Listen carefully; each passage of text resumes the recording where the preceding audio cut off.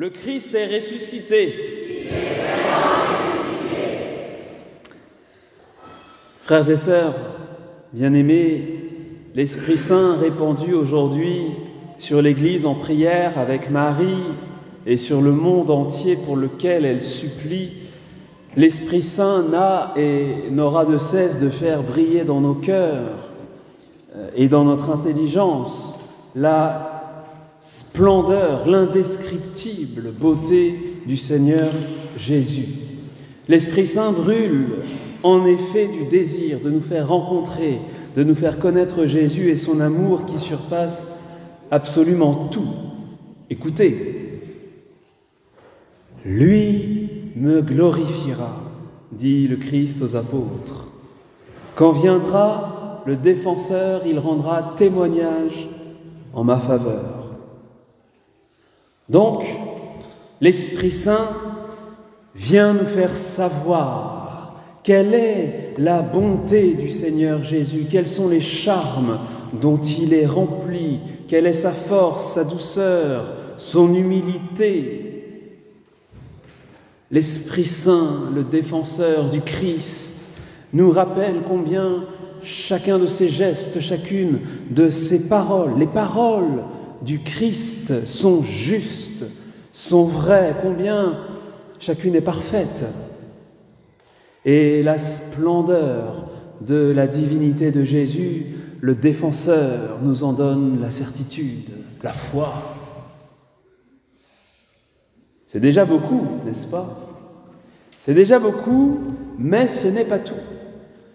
Les lectures aujourd'hui signalent en effet que l'Esprit Saint est également inspirant. C'est-à-dire, il nous inspire le bien, le beau, l'amour. Et c'est le fruit de l'Esprit Saint dont parle saint Paul aux Galates. L'Esprit Saint fait en sorte aussi que nous parlions bien de Jésus aux autres. Tous, nous les entendons parler dans notre langue des merveilles de Dieu. Que mon poème lui soit agréable, dit le psalmiste, l'auteur du psaume. Donc, une parole belle, une parole vraie, une parole de feu qui suscite en nous la foi, qui attise l'espérance, qui inspire l'amour. Oui, en vérité, tout ce que nous avons à dire du Christ est merveilleux.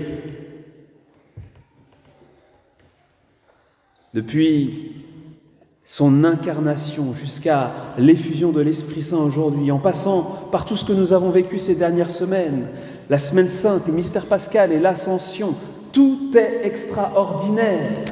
Partout, toujours, le Christ subjugue.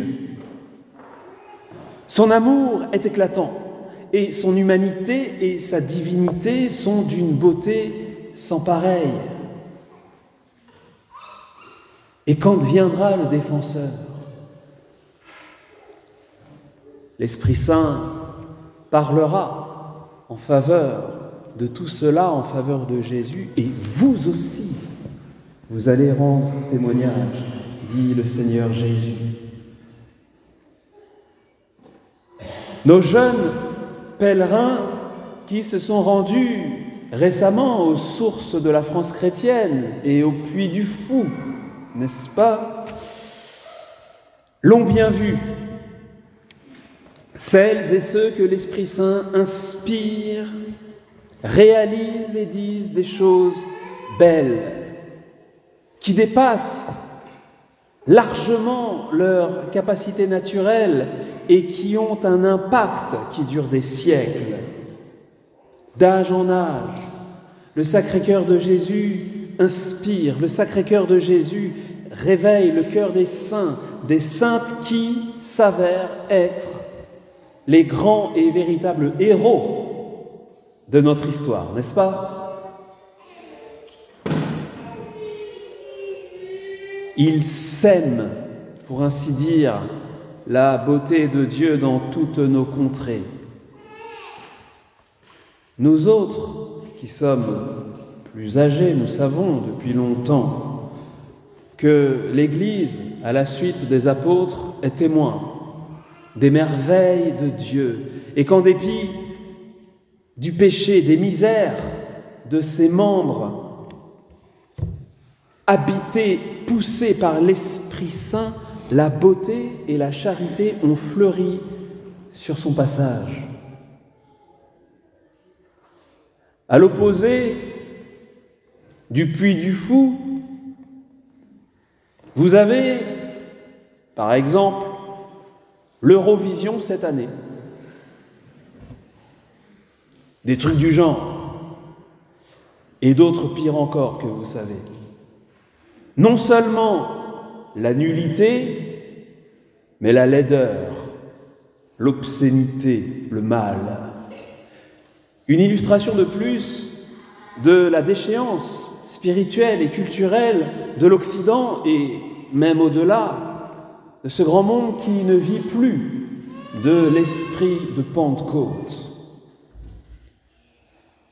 Jésus dit, quand il viendra, lui, l'esprit de vérité, il vous conduira dans la vérité tout entière. La vérité, c'est notamment que la vérité en personne nous aime. C'est notre joie et nous sommes ses disciples, telle est notre fierté et nous répétons sans cesse, Dieu existe. Dieu existe et il nous aime, il est amour. Jésus l'a montré, il l'a prouvé. Mais le monde dans lequel nous vivons cherche désormais à se construire non pas dans la vérité, mais dans le mensonge. Car l'opposé de la vérité, c'est le mensonge. En français courant, la vérité, c'est ce qui est vrai, et son opposé, c'est ce qui est faux. Et quelque chose peut être faux, sans être pour autant un mensonge, n'est-ce pas? Dans l'Évangile selon saint Jean, c'est un peu différent et c'est très très fort. La vérité, c'est ce qui est. Et le mensonge, c'est ce qui n'est pas. Or, la vérité évangélique de base, la vérité la plus élémentaire, c'est que Dieu est. Il existe. Et par conséquent, tout ce qui nie Dieu est mensonge. La négation de Dieu, parce qu'elle est négation du réel, refus de ce qui est, refus de la réalité, est mensonge. Notre monde cherche à s'édifier dans ce mensonge-là plutôt que dans la vérité. Il ne cherche plus à correspondre au réel, il préfère ce qui n'est pas à ce qui est. Il brasse le vent, il embrasse le vent, il aime moins la vie que le néant.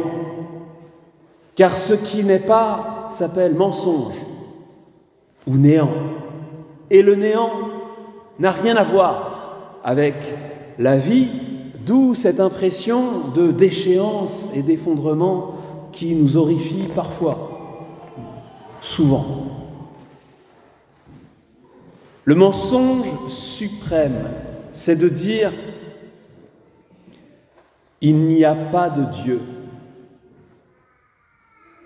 Et depuis quelque temps, on ajoute, comme si ça n'était pas assez, « et il n'y a pas d'homme non plus, il n'y a pas de femme ». Mais que va-t-il rester alors? Le chaos. Le chaos, en tout cas, c'est ce que veut celui dont Jésus a dit qu'il est menteur et père du mensonge, homicide dès le commencement, j'ai nommé Satan, le mauvais. Avec lui, le mensonge ne désigne plus seulement ce qui n'est pas, s'y ajoute la mauvaise intention, celle de tromper, celle de perdre. Satan cherche à faire entrer le mensonge suprême dans notre cœur, dans notre tête. Dans son encyclique sur l'Esprit Saint, qui date un peu, Saint Jean-Paul II disait que, je cite, « Depuis les origines, le mystère obscur du péché s'est manifesté en opposition à la vérité. Sur la base de ce mensonge qui a mis en état d'accusation, en état de suspicion permanente, l'amour créateur et sauveur lui-même. »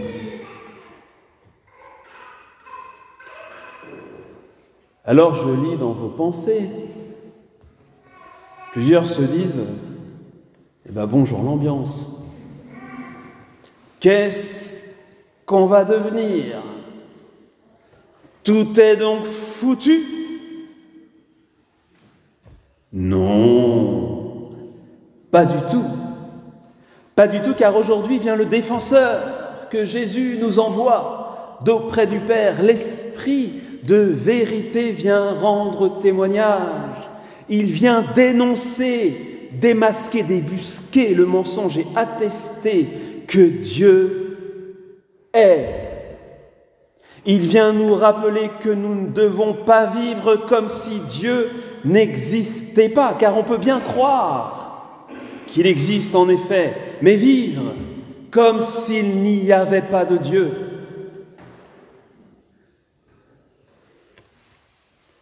De toujours à toujours, Dieu existe et Jésus, notre Seigneur, est vivant. Dieu est amour. De toute éternité, Dieu est étreinte de feu. Voilà la vérité que l'Esprit Saint vient défendre. Il vient faire mourir le péché et faire resplendir l'amour de Dieu, la beauté de Jésus au milieu des ténèbres, au cœur du chaos. Il vient attester à notre esprit que non seulement Dieu existe, mais que nous sommes ses enfants. Il est écrit dans la première lettre de Saint Jean, et c'est d'ailleurs comme ça qu'elle finit, « Nous savons que nous sommes de Dieu. » C'est vrai ça ? Nous savons que nous sommes de Dieu. Yes! Et que le monde entier gît au pouvoir du mauvais. Nous savons que le Fils de Dieu est venu et qu'il nous a donné l'intelligence afin que nous connaissions le véritable, avec un grand V. Nous sommes dans le véritable, dans son Fils Jésus-Christ. Celui-ci est le Dieu véritable et la vie éternelle. Petits enfants, gardez-vous du paganisme, gardez-vous du mensonge, gardez-vous des idoles. Première lettre de Jean, chapitre 5, versets 19 à 21. L'Esprit de vérité, qui est Dieu lui aussi, qui est donc l'amour vrai, l'amour infini, éternel, l'Esprit de vérité descend sur l'Église et sur le monde pour graver dans nos têtes, dans nos cœurs, la vérité de Dieu et de son amour, la vérité du salut et du besoin d'être sauvés. Vous allez faire baptiser vos enfants. Mais pourquoi donc ? Parce que ces petits-enfants ont besoin d'être sauvés par Jésus. Et parce que c'est par le Saint-Baptême et par le Saint-Baptême seulement que nous entrons dans le salut, comme nous le disons dans notre credo, « Je crois en un seul baptême pour le pardon des péchés ». Avec l'Esprit Saint, c'est Dieu lui-même qui vient, qui se donne au prix de la croix, au prix de la passion de Jésus. Oui, l'Esprit Saint vient au prix du départ de Jésus, au prix de ce que Jésus lui-même a nommé son départ, c'est-à-dire sa mort. par la croix. Si je pars, si je meurs d'amour, je vous mériterai l'Esprit Saint, je vous obtiendrai la Pentecôte et je vous l'enverrai.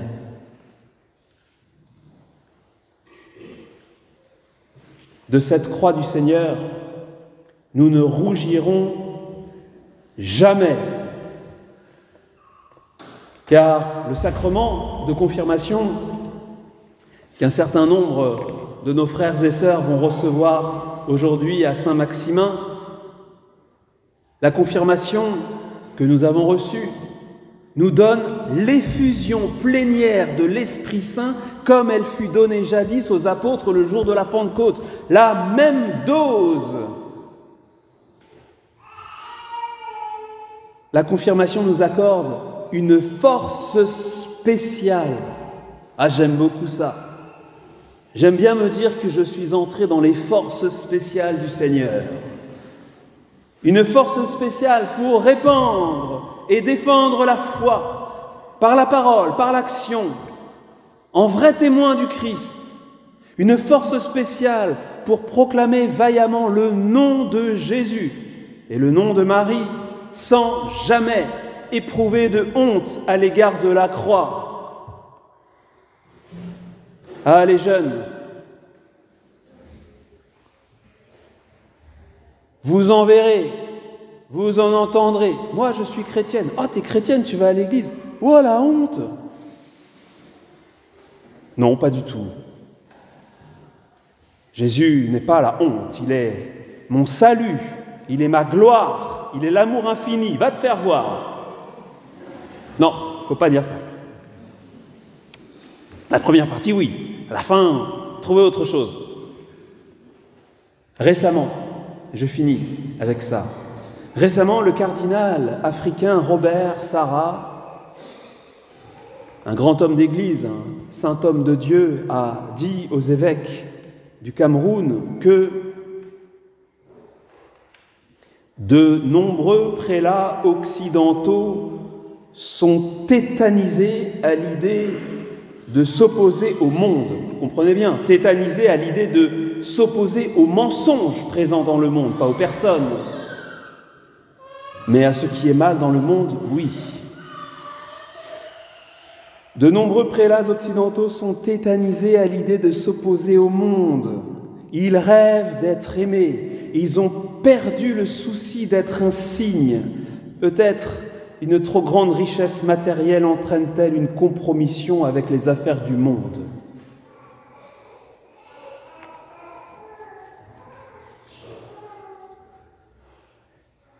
Si ces paroles du cardinal sont exactes, c'est très grave, bien sûr. Mais nous,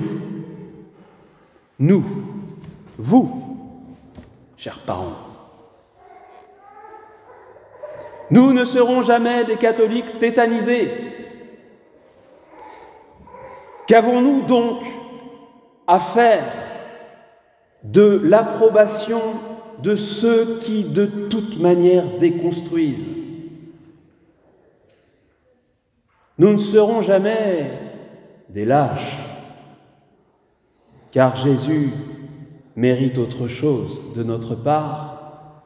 Jésus nous a aimés, il nous aime à mourir, il est ressuscité d'entre les morts, et l'Esprit de vérité, le défenseur du Christ, nous est donné aujourd'hui. La vérité et l'amour sont à rebâtir dans le cœur des hommes. Et vous, qui êtes avec moi, dit Jésus, vous rendrez témoignage. Viens, cher Saint-Esprit, viens, Esprit de vérité, viens comme un feu, maintenant libre et fort. Amen.